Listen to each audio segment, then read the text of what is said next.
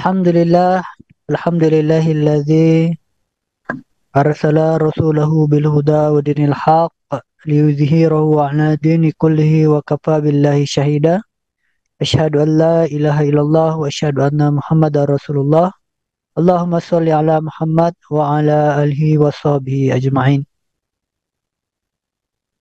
Saudara-saudara dan sahabat MK yang dimuliakan oleh Allah Subhanahu wa taala. Alhamdulillah pada kesempatan pagi hari ini yang sungguh sangat berbahagia sekali kita masih diberikan oleh Allah Subhanahu wa taala nikmat karunia sehingga kita masih bisa melanjutkan kehidupan kita di pagi hari ini. Ini sesuatu nikmat yang luar biasa. Kemudian tidak lupa juga kita sampaikan salawat kepada baginda Rasulullah Sallallahu Alaihi Wasallam. Mudah-mudahan kita umatnya yang senantiasa mendapatkan syafaat di yaumil qiyamah nanti, amin ya rabbal alamin. Baiklah sahabat-sahabat MK ataupun sahabat sekalian yang dimuliakan oleh Allah Subhanahu wa taala. Insyaallah pada pagi hari ini kita akan mengadakan kajian bersama pemateri kita, al-ustadz kita. Alhamdulillah beliau sudah hadir di tengah-tengah kita di pagi hari ini, yaitu kepada Ustadz Sapria Muhammad. Tapi sebelum kita sapa beliau, mari kita buka kajian ini dengan baca lafaz basmalah. Bismillahirrahmanirrahim.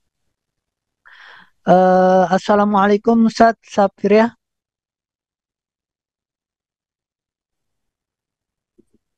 Cek. Waalaikumsalam warahmatullahi wabarakatuh.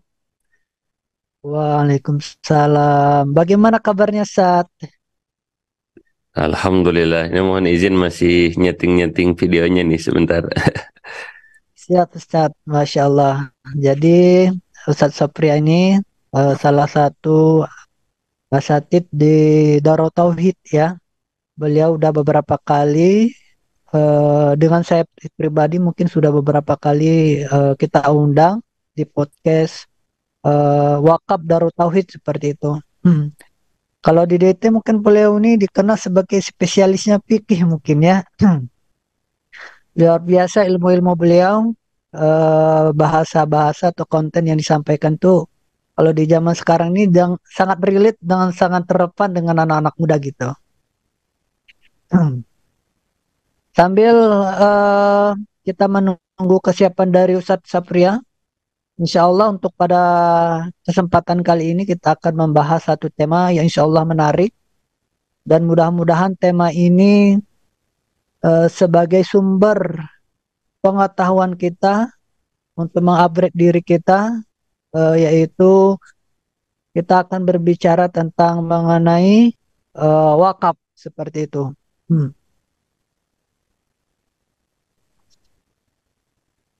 Ustaz, Siap. insya Allah sudah siap ya. Insya Allah. Jadi insya Allah kesempatan kali ini mungkin kalau di Darut Tauhid tema wakaf bukan sesuatu yang baru lagi. Sudah sering sekali kita kaji dan kita bahas. Tetapi untuk sahabat-sahabat yang di luar sana mungkin ini wakaf masih sesuatu yang belum banyak dikenal. Literasinya masih kurang banyak begitu ya. Mudah-mudahan pagi hari ini kita bisa memberikan pengetahuan lebih kepada publik, kepada masyarakat, terlebih khusus kaum muslimin pada umumnya mengenai wakaf seperti itu. Amin. Kalau secara arti definisi ini wakaf ini sebenarnya apa nih Ustaz? Ya, ini Siap. kalau bahasa sekarang barang ini apa ini wakaf ini gitu ya. Kepada Ustaz. Siap Kang Arga. Terima kasih. Bismillahirrahmanirrahim. Assalamualaikum warahmatullahi wabarakatuh. Waalaikumsalam warahmatullahi wabarakatuh. Bismillah, alhamdulillah, assalatu wassalamu ala rasulillahi wa ala alihi wa sahbihi wa mawala.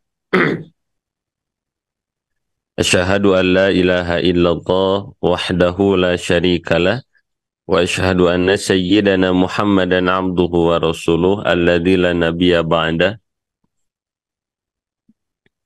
ولا رسول بعده حتى يوم القيامة.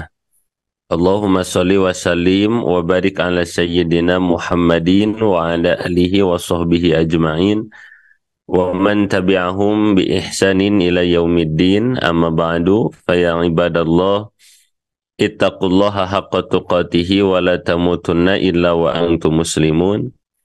فقال الله تعالى في كتابه الكريم وهو أصدق القائلين أعوذ بالله من الشيطان الرجيم بسم الله الرحمن الرحيم وذكر فإن الذكرى تنفع المؤمنين. وقال أيضا لن تنالوا البر حتى تنفقوا مما تحبون وما تنفقوا من شيء فإن الله به عليم. Sadaqallahul adzim wa sadaqa rasuluhun nabiyil karim wa nahnu ala dzalika minasyahidin wa syakirin walhamdulillahi rabbil alamin. Alhamdulillahi rabbil alamin. Sahabat MK rahimakumullah, bersyukur kita kepada Allah Subhanahu wa taala di pagi hari ini, di pagi yang penuh dengan keberkahan, di pagi yang penuh dengan rahmat Allah, kita bisa dipertemukan wasilah. Kalau di sini kita via Zoom, Kang Arga ya. Alhamdulillah kita bisa berjumpa di udara, di radio ataupun di media sosial yang lainnya.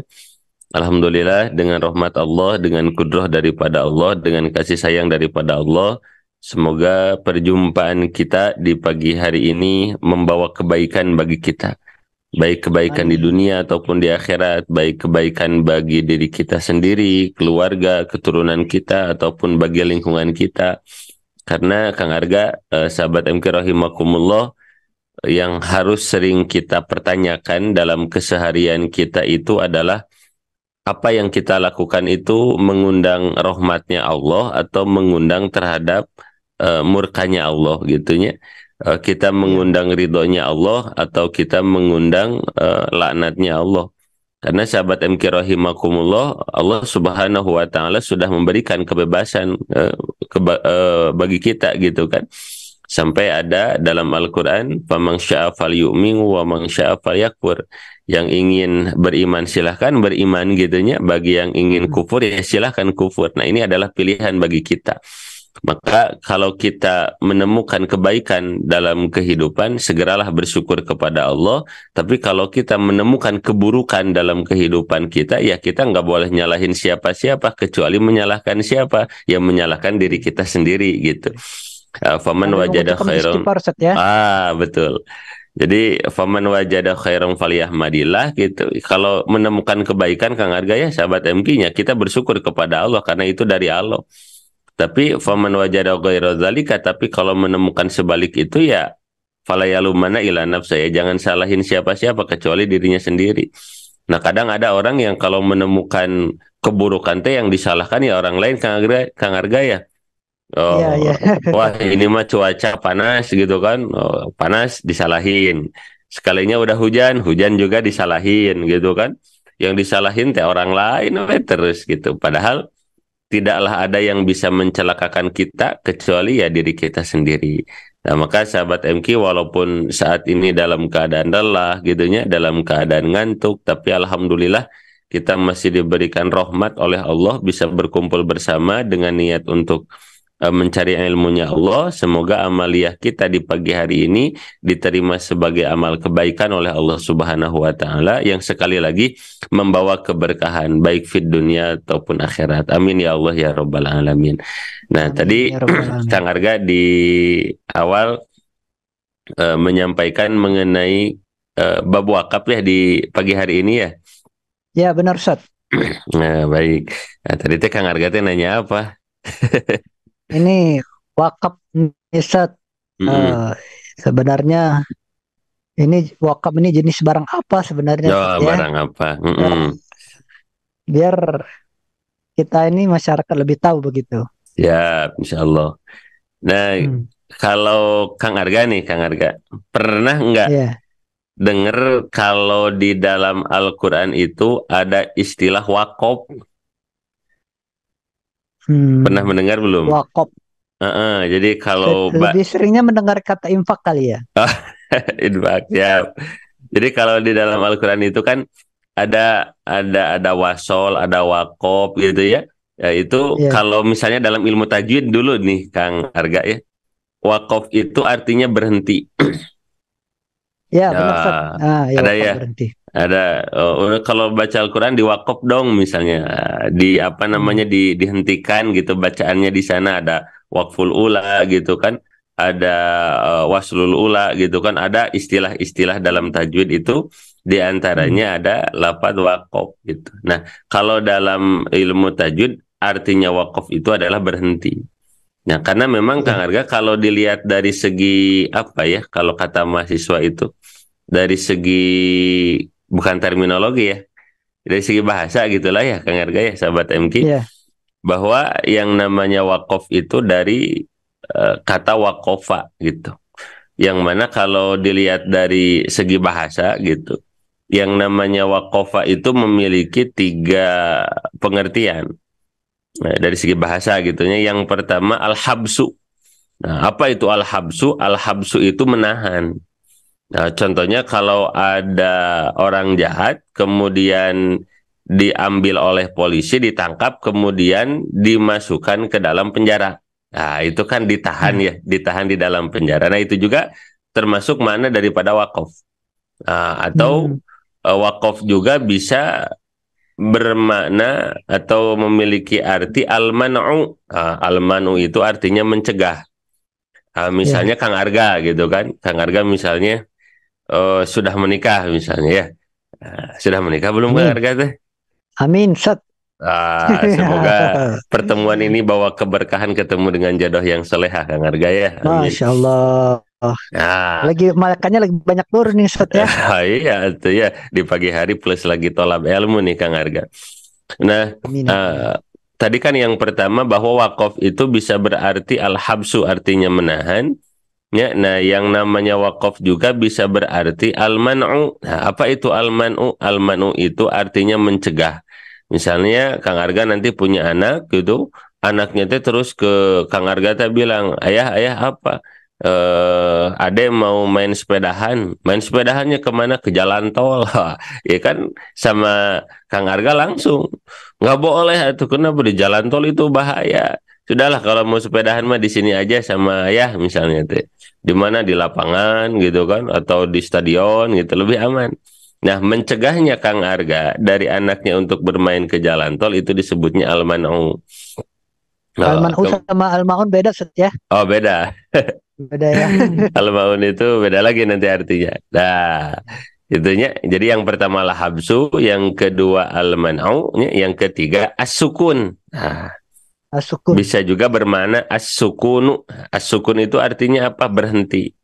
Ya, kalau Kang Arga lagi naik motor gitu kan, lagi haus, tiba-tiba ada tukang es kelapa, lalu ke pinggir berhenti. Nah itu disebut as-sukunu. Nah ini dari mulai al-habsu gitu kan, al-man'u, as-sukunu, ya, menahan, kemudian mencegah, berhenti. Ini semuanya bermuara kepada pengertian daripada al-waqfu gitu. Secara apa? Secara bahasa. Nah, ini mungkin bisa diambil titik apa disebutnya teh ya, kalau bahas sekarang mau benang merah Kang Arga ya. Jadi Ya. yang disebut dengan wakaf itu secara istilah itu ya kita menghentikan secara apa ya disebutnya teh ya menghentikan sebuah harta benda dari mulai perasaan kita dari memiliki harta tersebut gitu kan dan lain sebagainya yang mana ini harta kita serahkan gitu sepenuhnya kepada Allah Subhanahu wa taala. Nah, maka kalau secara garis besar apa namanya ilmu sedekah gitu Kang Arga ya, sebetulnya wakaf itu adalah bagian daripada sedekah. Jadi kan sedekah itu nanti Kang Arga ada yang sifatnya wajib, ada yang sifatnya sunnah. Nah, Ya. contoh yang sifatnya sunnah apa saja? Misalnya ya infak gitu kan kalau kita lagi Jumatan apa namanya, ada kenceleng kita masukin uang, itu infak sunnah gitu kan. Kemudian kalau ada pembukaan pembangunan masjid kita berwakaf, wakaf juga secara garis besar hukumnya adalah sunnah. Nah, ada juga sedekah yang hukumnya wajib, seperti nanti kalau Kang Arga sudah nikah gitu kan, ngasih nafkah kepada istri jadi wajib gitu, kepada anak jadi wajib gitu kan, zakat fitrah gitu kan, zakat mal. Nah, itu adalah bagian daripada sodakoh seluruhnya. Hanya saja secara apa namanya, simpelnya gitu, bahwa wakaf itu adalah bagian daripada sedekah. Jadi wakaf itu adalah menyerahkan harta kita, kepemilikannya yang mungkin asalnya adalah milik kita, kita serahkan sepenuhnya kepada Allah Subhanahu wa Ta'ala. Seperti itu. Hanya nanti bedanya kalau apa namanya, sedekah gitu kan, itu kan bisa secara umum Kang Arga, apapun bisa dikeluarkan. Kang Arga punya uang 200 rupiah bisa disedekahkan. Kang Arga punya apa namanya, roti bisa disedekahkan gitu kan, makanan. Punya minuman bisa disedekahkan. Bahkan kalau dalam sedekah senyuman pun bisa disedekahkan. Gitu. Tapi kan kalau wakaf nggak bisa. Saya mau mewakafkan senyuman untuk masjid gitu kan, nggak bisa. Kan ya. Tapi kan kalau sedekah bisa. Nah, kalau wakaf ini nanti hukum-hukumnya cenderung lebih khusus gitu. Tapi secara garis besar artinya wakaf itu adalah berhenti, kita berhenti memiliki suatu harta, suatu benda gitu kan, kemudian ini harta benda kita serahkan sepenuhnya kepada Allah untuk dipergunakan seluas-luasnya demi kemanfaatan umat. Nah, mungkin itu secara garis besar Kang Arga. Secara huruf sebenarnya wakaf ini menggunakan huruf qaf atau qafsat, itu yang pertama. Yang kedua, ada nggak disebutkan dalam Al-Quran misalkan secara gamblang ya, ayat ataupun kata kalimat tentang wakaf di dalam Al-Quran secara langsung begitu? Kalau pakai kaf atau pakai kop, nah itu setahu saya pakai kop. Wau, kop dan fa. Tapi di Indonesia jadi katanya wakaf gitu ya. Tapi sebetulnya mah wakaf, tapi nggak apa-apa karena kadang kalau sudah jadi apa namanya ya, diserap ke dalam bahasa Indonesia, memang kata-katanya ya sudah jadi milik orang Indonesia. Contoh gini Kang Arga, pernah dengar gak gini, ketika ada seorang laki-laki misalnya ngajak salaman ke perempuan, tiba-tiba perempuan ini langsung bilang, ih mohon maaf bukan muhrim. Suka dengar gak gitu Kang Arga? Benar, sering-sering. Itu benar atau salah? Seharusnya kurang tepat ya. Kan itu sebetulnya salah gitu. Karena apa? Karena kalau dalam pengertian bahasa Arab artinya muhrim itu artinya orang yang sedang melakukan ibadah umroh. Ya, yang sedang pakai kain ihram itu. Sedangkan yang tidak boleh disentuh itu harusnya bilangnya bukan mahram. Harusnya, tapi kan yang bilang, ih mohon maaf kita makan bukan muhrim. Ya iyalah, kita kan lagi ada di Bandung, muhrim mah harus ada di mana? Di Mekah kan gitu misalnya. Tapi karena sudah jadi bahasa Indonesia gitu ya, ya sudahlah biarkan saja. Ya, termasuk hak milik kita gitu. Nah, termasuk dari kata ini gitu. Sebetulnya mah wakaf harusnya mah. Tapi karena sudah jadi bahasa kita ya dibilang wakaf ya ora popo lah gitu, nggak jadi masalah. Tapi kalaupun nanti ditulis pakai bahasa Arabnya ya pakai kop gitu, waqafa. Itu yang pertama. Kemudian yang kedua, adapun kalau dari segi bahasa Al-Quran secara langsung gitu melafadzkan waqafa, saya pribadi belum menemukan. Karena ketika membaca literatur rata-rata ayat yang dibawakan itu ya yang di mukadimah tadi gitu, yang di dalam surah Ali Imran nya ayat 92. Nah, di sana kalau kita membawa Al-Quran bisa dibuka surah Ali Imran ayat 92. A'udzubillahi minasyaitonir rajim. Lan tanalul birra hatta tunfiqu mimma tuhibbun. Jadi kamu sekali-kali tidak akan sampai kepada kebaikan yang sempurna sebelum kamu menafkahkan sebagian harta yang kamu cintai. Nah, ini tunfiqu mimma tuhibbun ini adalah salah satu yang ada di dalamnya itu adalah berwakaf. Karena kan rata-rata kalau wakaf itu sesuatu yang sifatnya itu tidak seperti sedekah yang tadi saya sampaikan.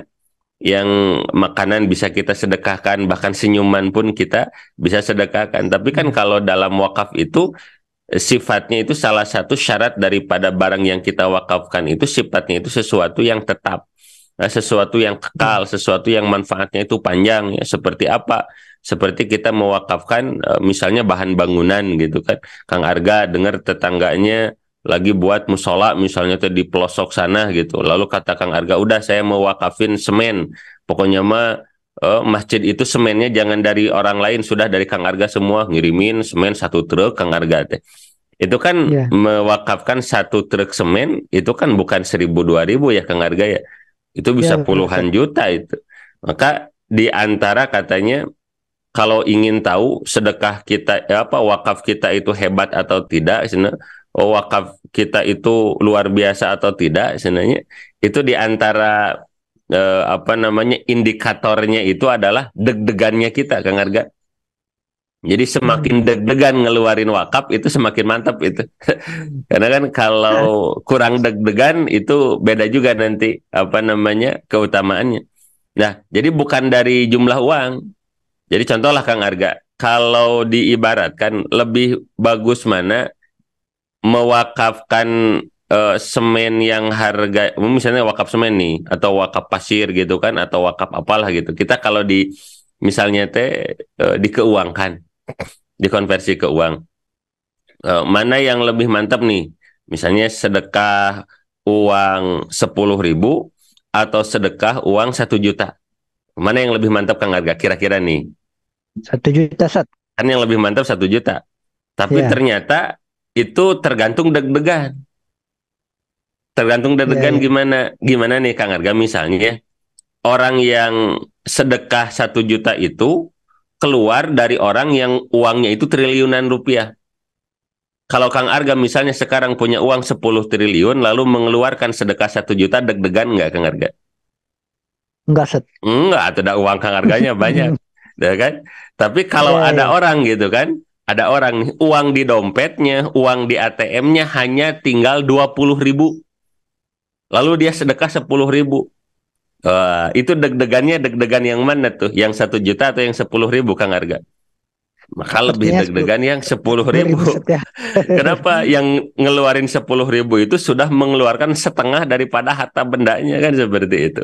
Nah, maka kadang sedekah itu tidak dinilai daripada jumlah sedekahnya, tapi sedekah itu dinilai dari deg-degannya juga gitu.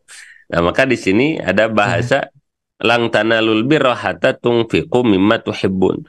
Jadi di antara ciri kesempurnaan seseorang itu adalah ketika seseorang itu bisa menginfakannya, bisa mengeluarkan sesuatu yang benar-benar ia cintai untuk Allah Subhanahu wa Ta'ala. Nah, maka ini di antara salah satu ayat yang di sana ini itu mencakup di antaranya mengenai sedekah, infak, wakaf. Tapi sejauh yang saya pelajari, kalau lafadz waqafa gitu belum saya temukan di dalam Al-Quran. Nah, mungkin dari sahabat-sahabat yang hadir nanti kalau ada yang sudah menemukan bisa sharing. Tapi sepanjang pengetahuan saya belum ada gitu Kang Arga. Ya, Sat. Kalau misalkan di ibadah yang lain, misalkan ibadah sholat ya, itu kan ada jenis-jenisnya gitu, ada sunnah, ada wajib begitu. Nah, kalau di wakaf ada nggak jenis-jenisnya kira-kira, Sat? Sama, ada juga hukum disebutnya ya mungkin.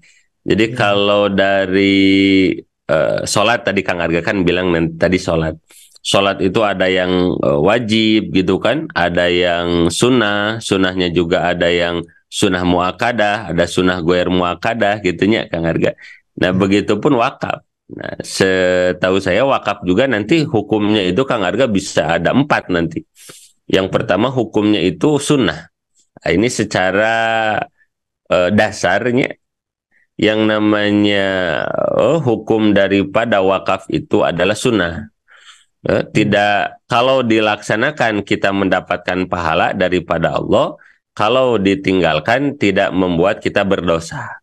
Jadi kalau misalnya ada ini mau ngebangun masjid nih, tanahnya mau dibeli nanti diwakafkan ke umat gitu kan, tapi kita mau beli, panitia misalnya belum ada dana, yuk kita udunan yuk misalnya tuh untuk apa namanya, beli itu tanah. Nah, kalau ada orang yang ikut udunan, patungan, dapat pahala. Dan orang yang nggak ikut patungan pun tidak sampai mendapat dosa. Jadi jangan misalnya, kamu teh nggak wakaf, dosa lu. Oh, itu salah, salah, salah.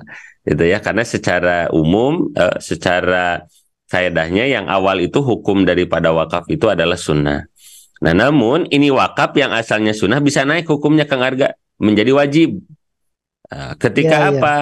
Ketika ini wakaf bisa menjadi wajib ketika kita sudah menadarkan untuk wakaf, gitu. Ya. Misalnya gitu kan, sedang ada pembangunan madrasah gitu. Kami membuka seluas-luasnya bagi masyarakat yang akan mewakafkan untuk bahan bangunan kelas misalnya. Ya. Lalu Kang Arga bilang gini, saya nanti kalau udah gajian saya bernazar, saya berjanji akan memberikan seluruh gaji saya untuk nanti pembangunan itu madrasah. Nah, maka itu awalnya yang wakaf hukumnya sunnah, ya pahalanya apa namanya, hukumnya menjadi apa, Kang Arga? Menjadi wajib. Nah, tapi ini wakaf menjadi wajib, syaratnya diantaranya kalau dinazarkan. Nah, kalau Kang Arga ditanya, kira-kira kalau wakaf mending ngambil yang hukumnya sunnah atau mengambil hukumnya wajib, Kang Arga? Eh, Kalau biar ada tuntutan mungkin kali yang wajib kali Set ya. Yang wajib. Memang ada plus minusnya, Kang Arga ya. Ya. Kalau wajib resikonya kalau ditinggalkan dosa ya. Dosa Set. Dosa. Biar ada motivasi juga ya. Iya betul. Tapi ada positifnya. Apa positifnya? Itu kalau kita lakukan pahalanya lebih besar. Karena pahala amal wajib tentu lebih besar daripada amal yang sunnah. Itu. Nah, ini sudah dua hukumnya tadi ya.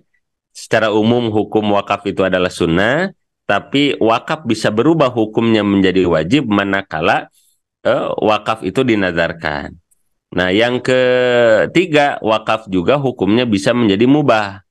Nah, apa itu wakaf yang mubah? Ya, ini mohon maaf nih, sahabat MK Kang Arga, ketika wakaf itu diberikan oleh non-muslim. Ya, jadi non-muslim ini misalnya memiliki tanah di salah satu kampung, lalu kata non-muslim ini tanah saya berikanlah untuk kaum muslimin, misalnya untuk ngebangun madrasah misalnya, itu nggak apa-apa. Tapi nanti hukumnya menjadi mubah, dalam artian tidak masuk ke wajib, tidak masuk ke sunnah gitu kan.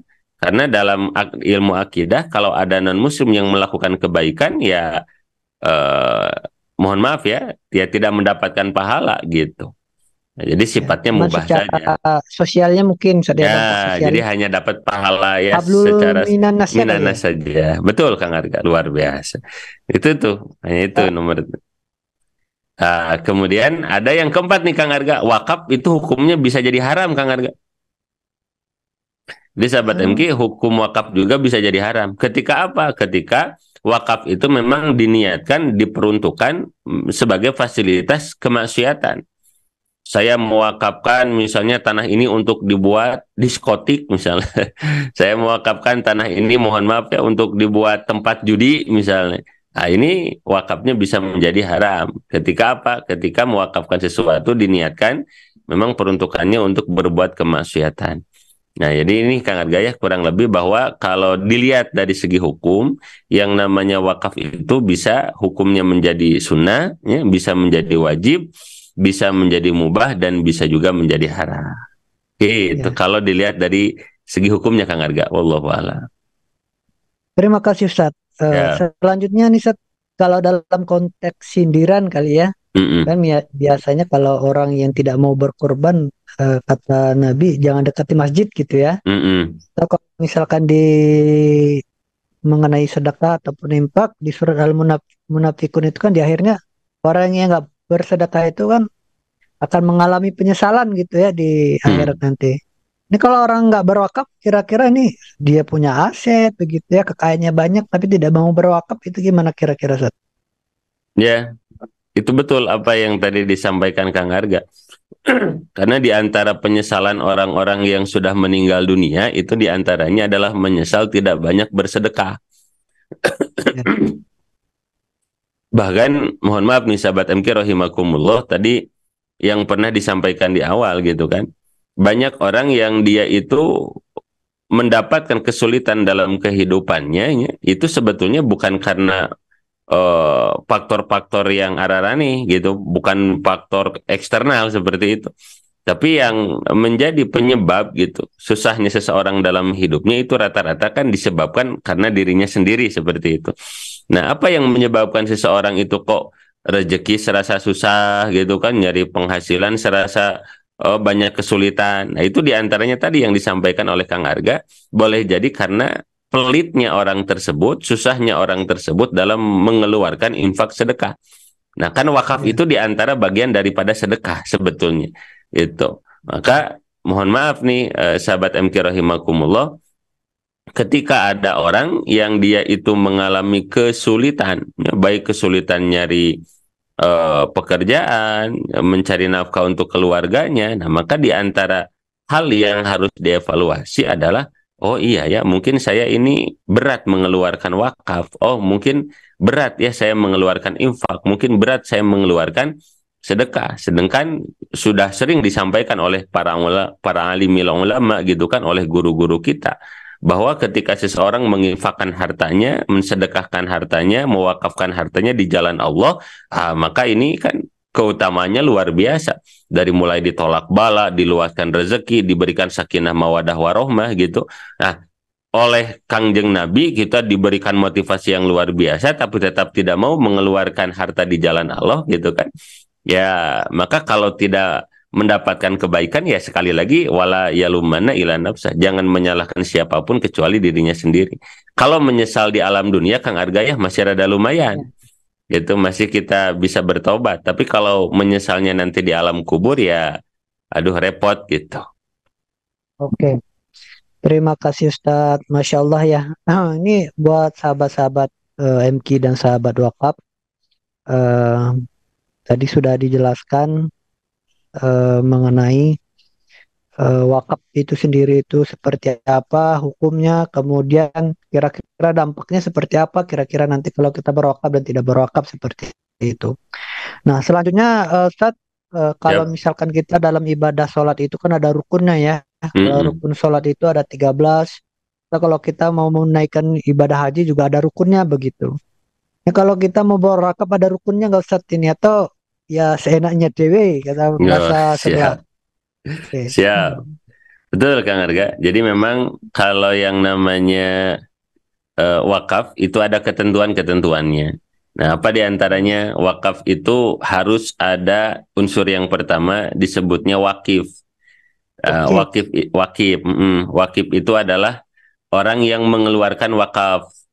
Nah, dan Hmm. orang yang mengeluarkan wakaf itu ada ketentuan-ketentuannya juga. Apa di antara syarat yang pertama bagi wakif itu, bagi orang yang ngeluarin wakaf? Satu, syaratnya itu orangnya harus orang Islam. Hmm. Jadi di antara syarat diterimanya wakaf itu yang pertama orang yang ngasih wakafnya itu harus muslimin atau muslimat.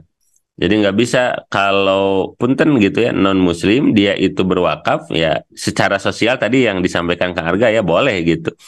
Namun kalau dari segi syariat ya itu tidak diterima. Kemudian yang kedua orang yang berwakaf itu harus sudah balik.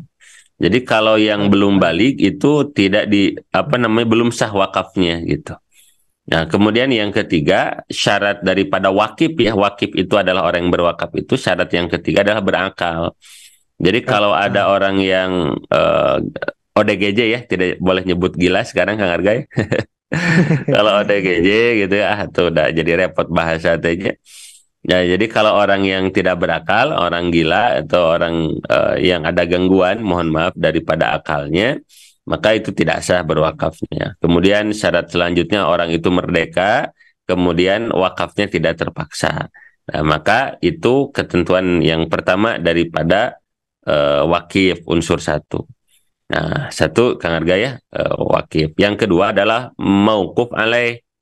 Apa itu mauquf alaih? Itu adalah yang menerima daripada wakaf, yang menerima daripada wakaf. Ini juga kadang disebutnya nazir gitu. Jadi satu tadi ada orang yang ngasihnya gitu kan, dan yang kedua adalah orang yang menerima, disebutnya itu mauquf alaih. Orang yang menerima wakaf itu tidak jauh beda dengan syarat daripada wakif, harus muslim misalnya, balik, berakal gitu. Dan ada tambahan, tidak boleh menggunakan itu wakaf dikelola dengan cara maksiat. Jadi harus sesuai dengan ketentuannya. Jadi memang para pengelola wakaf ini amanahnya besar, Kang Arga. Karena kalau seandainya itu wakaf dikelola dengan sesuatu yang tidak sesuai dengan apa yang disyariatkan, maka beban dunia akhirat itu. Nah, itu yang kedua, mauquf alaih. Nah, kemudian yang mauquf alaih. Yaitu kalau secara spesifikasinya sama nggak kayak penerima zakat yang 8 harus miskin, fakir, begitu ya, atau mualaf atau lagi itu yang disebut dengan itu kan yang menerima manfaat zakat ya ini ya. Ini mah yang yang menerima titipannya. Contoh misalnya Kang Arga itu mau mewakafkan tanah. Misalnya Kang Arga punya tanah 2 hektar, mau dijadiin pesantren. Nah, itu kan tanahnya sama Kang Arga mau diapain? Mau diwakafin ya? Nah, Kang Arga ini wakaf ini dititipinnya ke siapa?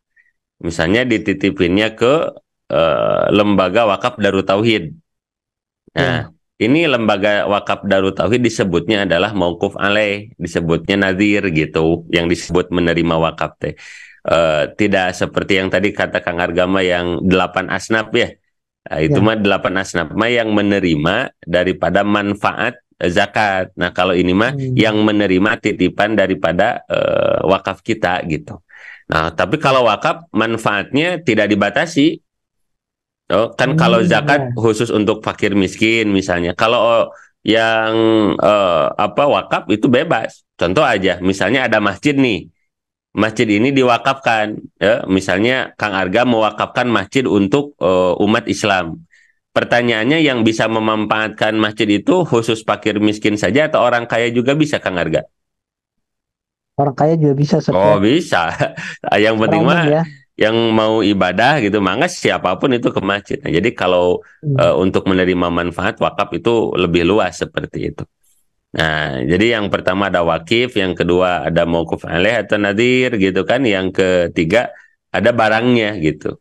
Ada barang wakafnya. Nah, nanti di antara syarat barang wakaf itu adalah barangnya itu harus bisa dimanfaatkan secara jangka panjang.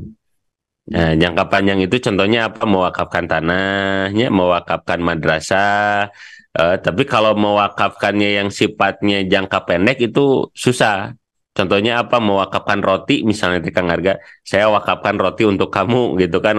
Mewakafkan nasi, mewakafkan nasi Padang. Nah, itu sepaham saya tidak bisa. Kenapa? Karena kalau makanan itu kan langsung habis gitu. Jadi kalau barangnya itu yang diwakafkan harus kemanfaatannya harus jangka panjang. Nah, kemudian yang keempat harus ada ijab kabul, Kang Arga. Iya. Nah, ijab kabul, misalnya kita datang ke Darut Tauhid misalnya, lalu kita berkata, Pak atau Bu, ini saya mewakafkan sertifikat tanah saya yang ada di kampung gitu kan untuk dibangun madrasah misalnya, atau untuk dibangun sekolah, atau untuk dibangun pesantren, atau untuk dibangun masjid, nah gitu. Nah, nanti bisa pakai lafaz waqaftu, saya mewakafkan, atau salabtu atau habastu. Nah, maka nanti biasanya dibimbing nanti oleh lembaga wakafnya seperti itu. Tapi secara garis besar nanti harus ada wakif yang mewakafkan, nanti ada yang menerima, kayak pengantenan gitu kan ya. Pengantenan kan ada pengantennya laki-laki perempuan gitu kan. Lalu ada ijab kabulnya gitu kan. Bahkan nanti lebih baik mah ada saksinya. Ada saksinya ini biasanya kadang dari KUA atau dari Kementerian Agama setempat, karena Kang Arga kalau nggak ada saksi gitu kan, ini khawatir bermasalah ketika misalnya yang mewakafkannya sudah meninggal dunia, tiba-tiba ada ahli waris yang nakal, oh kemudian tanahnya itu dijual gitu, itu kan bahaya juga seperti itu. Ada yang nakal rupanya Sep ya. Nah itu biasa provokator. Ya. Jadi kalau Allah. wakaf ini tadi kan harus ada barangnya Sep ya. Kalau biasanya orang kan mewakafkan sesuatu yang bentuknya harta tidak bergerak begitu, seperti tanah, begitu ya, bangunan gitu. Yeah. Kalau misalkan harta yang bergerak seperti hewan itu boleh nggak Ustaz? Boleh Kang Arga, Nah, boleh. kalau saya ada ini punya ayam nih mau diwakafkan atau lembu ya, sapi, apa, onta gitu, gimana Ustaz? Boleh. Jadi nanti misalnya Kang Arga nih punya apa namanya onta nih, bawa onta ke Darut Tauhid nanti Kang Arga ya. Bawa onta misalnya, nanti boleh. Jadi nanti yang dimanfaatkannya itu apa ya, dari onta misalnya yang dimanfaatkannya itu susunya misalnya, gitu. Kalau jadi intinya kan Kang Arga itu datang ke Darut Tauhid sebetulnya bukan Kang Arga ngasih onta ke Darut Tauhid sebetulnya, bukan. Tapi Kang Arga menyerahkan onta ini kepada Allah gitu.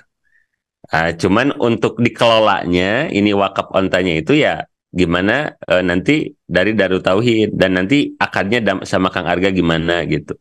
Itu boleh Kang Arga, nanti dimanfaatkan susunya. Terus kalau onta dimanfaatkan apalagi Kang Arga, misalnya untuk dikendarai gitu kan, nanti disewakan sama Kang Arga teh, sama misalnya nanti sama pengelola teh ya, siapa yang ingin misalnya dari DT ke UPI naik onta, wah itu kan mantap tuh. Harga ya bisa. Tapi kalau udah mau disembelih beda lagi Set ya. Itu beda lagi gitu. Oke, ya siap. semeninggalnya mungkin nanti. Gitu. Kemudian yang selanjutnya Set,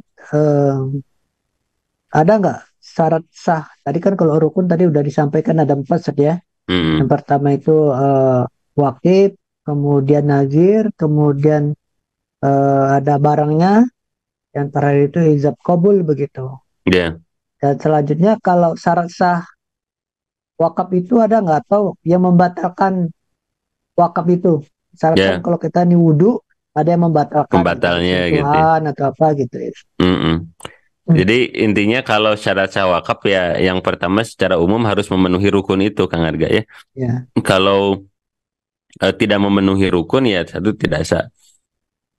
Yang kedua itu syaratnya wakaf memang nggak boleh dijual. Secara kaidah umum ya, walaupun nanti ada beberapa apa namanya kondisi yang memperbolehkan, tapi secara umumnya gitu, kaidah awalnya itu wakaf nggak boleh dijual. Kemudian wakaf juga nggak boleh dipindah tangankan gitu kan, nggak boleh diwariskan gitu. Ini menjadi salah satu kaidah-kaidah paten ya dari wakaf itu, sebetulnya awalnya memang tidak boleh dijual, tidak boleh ditasarufkan gitu. Tapi ada nanti untuk khusus untuk poin tidak boleh dijual gitu kan, ada apa namanya ya kondisi-kondisi tertentu yang mungkin memperbolehkan. Tapi secara garis umum tadi Kang Arga ya, satu harus memenuhi rukunnya, yang kedua barang wakafnya nggak boleh dijual seperti itu, karena memang kan sudah milik Allah gitu. Kalau sudah milik Allah ya, jadi ini punya siapa kan gitu kan, sedangkan ngejual itu kan harus barang milik kita untuk dijual, sedangkan ini kan sudah jadi barang milik Allah kan gitu. Oke, siap. Terakhir Ustaz, ini 15 menit terakhir sebelum kita buka sesi tanya jawab untuk para pendengar sejati kita. Masya Allah. Kalau dalam wakaf itu kan untuk secara penggunaannya ada secara waktunya, mungkin ada yang permanen atau mungkin ada cuma hanya beberapa waktu, tahun, 2 tahun, 5 tahun begitu ya.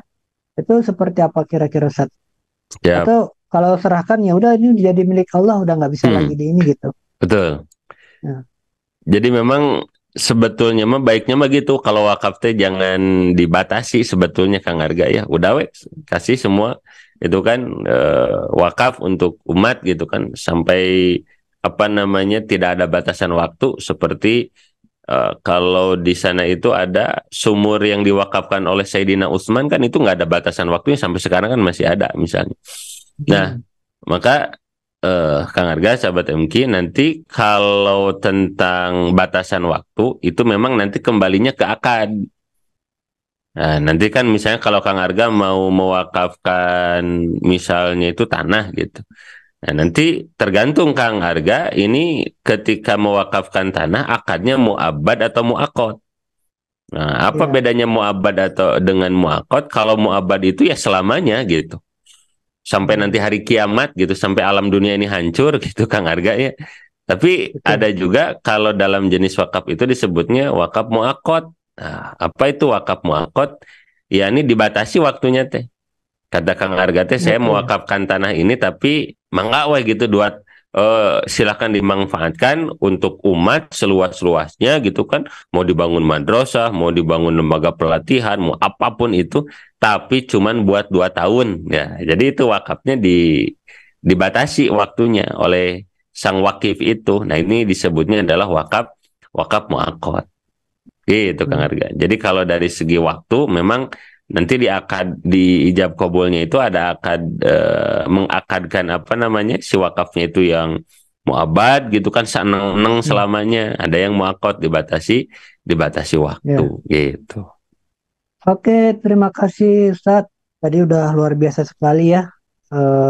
Ustadz Sapria menyampaikan dari waktu itu apa, hukumnya seperti apa, jenisnya, rukunnya, syaratnya seperti itu. Nah, mungkin dari teman-teman dan sahabat-sahabat MK ataupun sahabat wakaf, ini karena kita temanya ada mengenai wakaf ya, saya panggil juga sahabat, sahabat wakaf begitu ya. Alhamdulillah ini ada salah satu audiens kita yang sudah unjuk tangan ya. Kita berikan kesempatan kepada Mbak Ida Nur ataupun Bu Ida Nur. Silakan Bu, langsung saja. Assalamualaikum warahmatullahi wabarakatuh. Assalamualaikum warahmatullahi wabarakatuh. Ustadz mau nanya ya, tadi kan Ustadz sampaikan bahwa ada wakaf yang tidak boleh dijual. Jadi begini ceritanya, uak saya almarhum, beliau itu mewakafkan satu tanah yang sudah dibangun sekolah, ada sekolah SD, SMP, kemudian ada masjidnya juga. Nah, untuk operasional bulanannya, itu tuh tidak mencukupi gitu Ustadz. Jadi apa namanya selama ini ada satu rumah lagi, bukan satu ya satu rumah itu untuk menunjang operasional dari sekolah tersebut karena sekolah tersebut didirikan di daerah yang memang penduduknya masih kurang. Jadi banyak sekali murid-murid yang dibebaskan untuk biaya sekolahnya. Nah, dalam berjalannya waktu, rumah yang satu yang diwakafkan untuk operasional tersebut kadang tidak, ti- selama ini kan disewakan, tapi kadang ada penyewanya, kadang tidak, kemudian kadang juga perlu renovasi rumah tersebut, gitu ya, Ustadz ya. Ya. Eh, saya tuh diamanahkan oleh uak saya yang sekarang kan suaminya almarhum. Nah, sekarang istrinya diamanahkan saya tuh menjadi ketua yayasan di sekolah tersebut, di yayasan tersebut. Nah, saya berpikir, aduh ini gimana ya, karena selama ini setiap bulan itu untuk operasional bayar guru dan lain-lainnya itu tidak mencukupi gitu ya Ustadz. Apakah boleh tidak ya si rumah yang untuk operasional, menunjang operasional itu dijual, tapi si dana tersebut tetap untuk apa namanya, untuk dana abadi untuk yayasan tersebut gitu Ustadz. Itu mungkin yang saya ingin tanyakan. Terima kasih, jazakallah khair. Terima kasih Bu Ida. Langsung saja Kang Arga ya. Ya, mangga Ustaz. Jadi sahabat-sahabat rahimakumullah, yang pertama yang saya pahami, selama itu barang wakaf masih apa namanya ya, masih layak untuk dipakai satu. Kemudian ini barang wakaf masih bisa dimanfaatkan walaupun sedikit ya. Maka kaedahnya tidak boleh barang wakaf itu diperjualbelikan. Ya, karena bolehnya nanti si barang wakaf itu diperjualbelikan manakala barang wakaf itu sudah benar-benar dalam ini yang digaris bawahi di bold itu benar-benar tidak bisa dipergunakan lagi. Nah, bahkan ini apa ya sampelnya gitu, contoh kasusnya itu misalnya ada sebuah bangunan ini mau dijual gitu. Tapi ini rumah itu masih bisa dipakai berteduh, rumah ini bahkan masih bisa dimanfaatkan oleh umat, ini nggak boleh. Nah, kapan misalnya boleh dijual? Ketika rumah ini misalnya sudah lapuk, sudah akan hancur, tidak ada siapapun yang berani duduk di sana. Nah, kalau dalam istilah perundang-undangan wakaf disebutnya tukar guling. Nah, misalnya ini si tanahnya, si rumahnya dijual, kemudian uang daripada tanah ini gitu kan ditempelkan. Maksudnya ditempelkan, misalnya dibelikan lagi bahan bangunan dan dibangunkan lagi wakaf rumah yang lain gitu, yang mana sifatnya itu juga wakaf. Karena nanti kalau misalnya akan menjual barang wakaf, tadi kan syaratnya barang wakaf ini satu sudah benar-benar tidak bisa digunakan, dan yang kedua fungsinya harus sama. Jadi kalau awalnya misalnya yang dijual itu adalah rumah, ya maka harus dibangunnya nanti rumah lagi. Kalau yang dijualnya itu madrasah misalnya, karena madrasah ini misalnya sudah akan hancur gitu kan, dan di tempat itu sudah tidak ada penghuninya gitu, kemudian dijual nih si tanah dan bangunannya gitu. Nah, kemudian ketika dijual, maka uangnya itu harus dijadikan lagi sesuai fungsi awal. Ya, misalnya mohon maaf gitu kan, awalnya misalnya di sebuah daerah di Bandung misalnya, ada yang mewakafkan madrasah beserta tanahnya. Nah, tapi tiba-tiba madrasah dan tanah yang ada di Bandung yang di sebuah kampung itu, misalnya naudzubillah kampung itu terkena banjir bandang, atau terkena misalnya itu musibah daripada Gunung Tangkuban Perahu, sampai si perkampungan itu sepi, tidak ada penghuninya, dan kemudian bangunan madrasahnya juga hancur. Nah, ini baru misalnya boleh dijual aja misalnya untuk jual ke petani untuk ditanami sayuran misalnya. Nah, kemudian uang daripada hasil penjualan madrasah itu wajib hukumnya dibangunkan kembali sebagai madrasah. Misalnya ini uangnya dibawa ke Jakarta, lalu di Jakarta dibangun lagi madrasah. Itu kaidah batasannya seperti itu. Jadi harus benar-benar tidak bisa dimanfaatkan lagi yang pertama, dan yang kedua ini harus dijadikan lagi si uang hasil penjualan itu sesuai dengan awal tadi. Kalau misalnya yang dijualnya itu madrasah, ya harus jadi madrasah lagi. Kalau yang awal dijualnya itu adalah, mohon maaf ya, rumah kontrakan, ya harus jadi rumah kontrakan lagi. Tidak boleh alih fungsi seperti itu. Nah, kemudian yang terakhir, ini mohon maaf, ada sebuah kisah nih sahabat MK rahimakumullah. Ada sebuah pesantren gitu, yang mana ini pesantren mengalami masalah ekonomi. Ini kisah nyata. Masalah ekonomi. Jadi kekurangan lah gitu dari segi makanan, fasilitas gitu. Kemudian rapat bagian keuangan, rapat manajemen. Kemudian mengundang pimpinannya, kiainya diundang di pesantren tersebut. Mama gitu atau ajengan atau kiai, ada apa? Ini kayaknya SPP harus dinaikkan. Kaget ini kiai. Kenapa kok dinaikkan? Iya, biaya SPP santri yang kalau nggak salah waktu itu dikisahkannya $10. Ini kan biaya santri $10. Ini di luar negeri. Ini biaya santri $10, tapi ketika dihitung-hitung, dibuat RAB gitu kan. Ini dengan SPP $10 zaman sekarang gitu kan, itu nggak cukup buat makan, nggak cukup, kurang gitu kan. Ini nanti defisit gitu Pak Yai.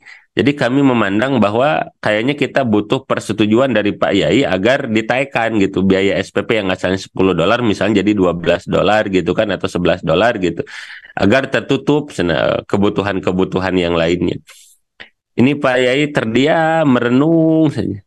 Ternyata Pak Yai itu kemudian memberikan keputusan, yang mana keputusannya membuat tim manajemen kaget. Apa keputusan Pak Yai? Oke, saya putuskan mulai tahun ini biaya SPP kita turunkan. Itu kaget manajemen. Hah, Pak Yai? $10 aja ini nggak cukup, kan kita mintanya ditaikkan. Ini kok Pak Yai malah diturunkan? Udah saja, turunkan saja. Itu benar dilakukan walaupun dengan penuh kebingungan, penuh dengan kebimbangan gitu kan. Itu akhirnya diturunkan. Biaya SPP bulanan yang asalnya misalnya $10 diturunkan jadi $9 atau $8. Itu Masya Allah. Baru juga diturunkan, tiba-tiba ada donatur datang membawa uang 3 miliar. Subhanallah. Jadi ada apa namanya ya, sesuatu yang mungkin solusinya itu bukan di menjual tanah wakaf. Boleh jadi solusinya itu ada di titik yang lain yang mungkin kita butuh benar-benar apa namanya pertolongan Allah. Jadi kadang pertolongan Allah itu berada di titik yang min ghairi layah tasib. Kayak tadi ini sahabat MQ ya.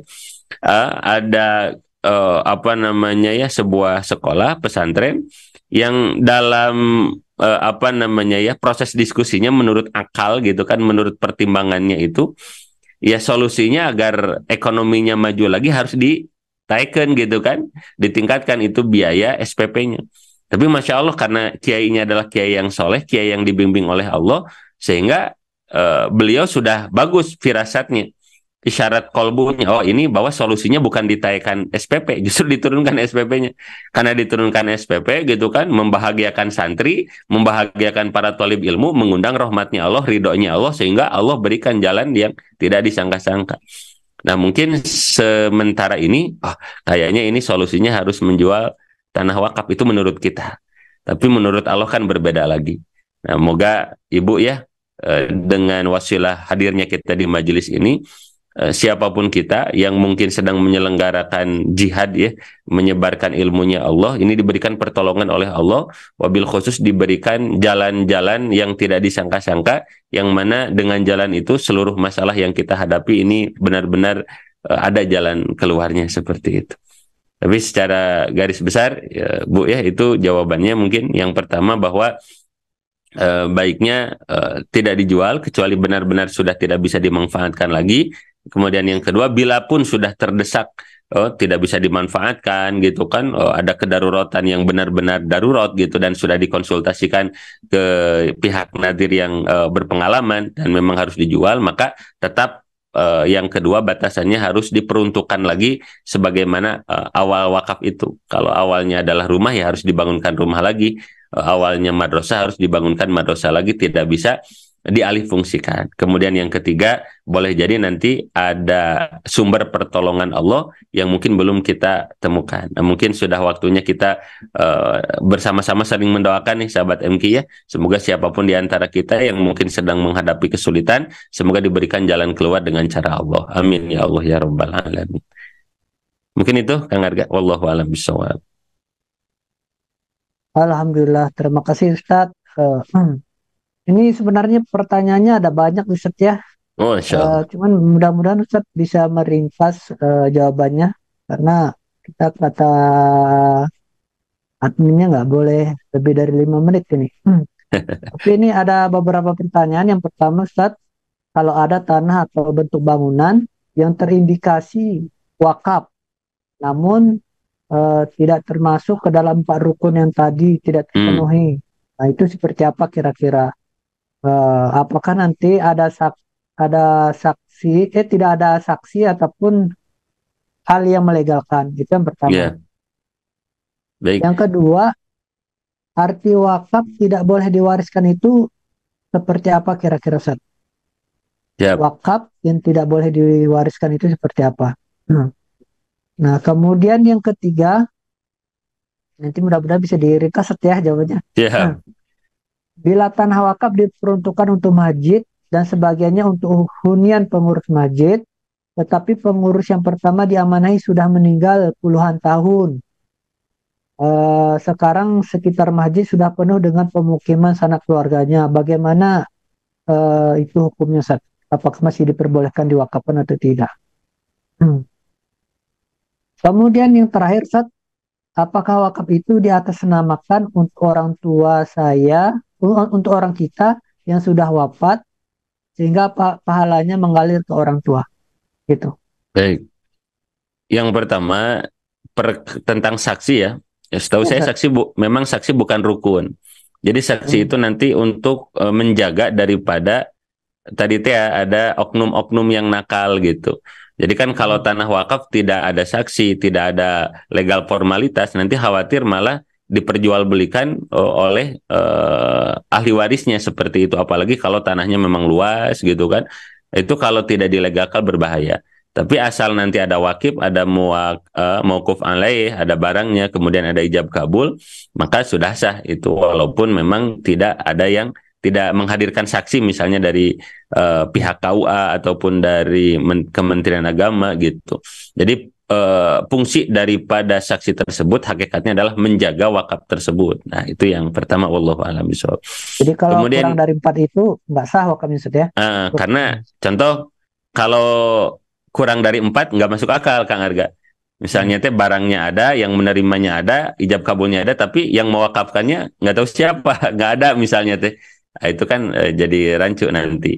Tapi insya Allah kalau wakaf itu rata-rata ya akan mencakup ini minimal ini. Kayak nikah Kang Arga, mungkin nggak ada calon ada pengantin laki-laki, pengantin perempuan nggak ada. Itu kan nggak mungkin ya. Itu. Tapi tadi saya lihat bahwa di pertanyaan pertama itu cenderungnya ke saksi sih. Nah, jadi nggak apa-apa gitu. Nah, kemudian yang kedua tadi ya tentang tanah wakaf diperuntukkan untuk masjid dan sebagian untuk hunian pengurus masjid gitunya. Tetapi pengurus yang pertama diamanai sudah meninggal. Nah, ini kan disegat akadnya itu ketika mewakafkannya itu kalau memang ada akad untuk masjid dan pengurus masjid, ada pengurus masjid di sana kan bebas berarti. Yang penting mah pengurus mau pengurus generasi kedua, mau pengurus generasi kedua, ketiga terus gitu kan, berarti boleh. Nah, hanya saja paling nanti batasannya bagaimana dengan keluarga daripada pengurus masjid. Misalnya ada DKM sama keluarga DKM. Kan kalau kadang keluarga DKM nggak ikut ngurus masjid. Nah, ini yang mungkin yang harus dikaji ulang gitu. Karena khawatir memang hanya khusus untuk pengurus masjid. Berarti kan yang nggak ngurus masjid berarti nggak boleh gitu. Ini menjadi catatannya. Nah, kemudian untuk wakaf atas nama orang tua, pahalanya ngalir ke orang tua tentu. Maka di antara pengertian seluruh amal ibadah itu terputus tadi, kecuali yang 3 di antaranya amal jariah, itu di antaranya adalah pengertian daripada wakaf. Nah, maka baiknya mah kalau kita akan berwakaflah atas nama orang tua. Karena nanti pahalanya ke orang tua dan kita pun yang mewakafkan insya Allah nanti akan dapat. Gitu. Kemudian apalagi harga? Sudah ya? Sebenarnya ada beberapa lagi, Ustaz, cuman waktu kita terbatas. Oh, sudah habis ya, Masya Allah. Begitu ya. Siap. Mungkin di akhir 1 menit ini minta tolong mungkin kesimpulan. Kesimpulannya mungkin bisa ditutup dengan keutamaan wakaf dan apa sih perbedaannya dengan sedekah gitu. Gitu Ustaz. Bagi sahabat-sahabat yang belum terjawab pertanyaannya, nanti bisa silakan nanti di follow Instagramnya Ustaz Sapria ya. Masya Allah. Sapria Muhammad, nanti bisa konsultasi sama beliau. Insya Allah beliau pas respon lah kalau pertanyaan. Amin. Halo Ustaz. Baik, terima kasih Kang Arga. Sahabat MK rahimakumullah, Ibu Bapak, hadirin wal hadirat rahimakumullah. Semoga Allah Subhanahu wa taala di pagi hari yang penuh dengan keberkahan ini memberikan kepada kita rezeki yang berlimpah, rezeki yang berkah, kemudian kita juga diberikan kelembutan hati, diberikan taufik hidayah oleh Allah sehingga kita benar-benar bisa mempersiapkan masa depan kita di akhirat. Karena di antara orang yang paling beruntung adalah dia yang bisa mempersiapkan masa depannya, di antaranya adalah dengan berwakaf sebanyak-banyaknya. Mari sahabat MK rahimakumullah, kita persiapkan masa depan gemilang ya, baik di alam dunia ataupun di akhirat kita, di antaranya dengan gemar bersedekah, gemar berinfak, gemar berwakaf. Dan yang kedua, mari kita bahagiakan orang tua kita, khususnya yang sudah meninggal dunia, dengan wakaf terbaik kita. Karena insya Allah sahabat MK ya, kalau kita menyayangi orang tua kita, baik dengan doa terbaik kita, dengan wakaf, dengan sedekah kita, maka insya Allah anak keturunan kita juga akan seperti itu kepada kita. Karena khawatir sahabat MK ya, kalau kita itu abai ke orang tua gitu kan, tidak memperdulikan orang tua, maka khawatir anak kita pun kelak akan seperti itu. Kenapa? Karena apa yang kita lakukan kepada orang tua akan dilakukan oleh anak kita kepada kita. Nah gitu sahabat MK. Bismillah, kita niatkan menggapai ridha Allah diantaranya dengan berwakaf, dan kita niatkan berbakti kepada kedua orang tua diantaranya dengan wakaf. Masya Allah. Semoga sahabat MQ kita yang hadir semuanya mendapatkan limpahan barokah rahmat Allah Subhanahu wa taala. Amin ya Allah ya rabbal alamin. Kang Arga, sahabat MQ, terutama sahabat-sahabat yang hadir di majelis Jum ini, saya mohon maaf atas segala kesalahan dan kekhilafan. Semoga ada manfaatnya. Wallahu alam bisawab. Assalamualaikum warahmatullahi wabarakatuh. Waalaikumsalam warahmatullahi wabarakatuh. Terima kasih, syukran kasiron Ustaz Sapria Muhammad atas ilmunya yang begitu luar biasa. Dan terima kasih juga untuk sahabat-sahabat MQ dan sahabat wakaf yang sudah mengikuti kajian pagi hari ini. Mudah-mudahan bisa bermanfaat juga. Amin. Mudah-mudahan kita bisa bertemu di sesi berikutnya dengan Ustaz Sapria dan saya sebagai moderator. Saya mohon undur diri, mohon maaf segala kekurangan. Ditutup dengan membaca lafaz hamdalah, alhamdulillahirabbil alamin. Akhirul kalam, assalamualaikum warahmatullahi wabarakatuh. Waalaikumsalam warahmatullahi wabarakatuh. Subhanallah. Ya, siap. Nuhun.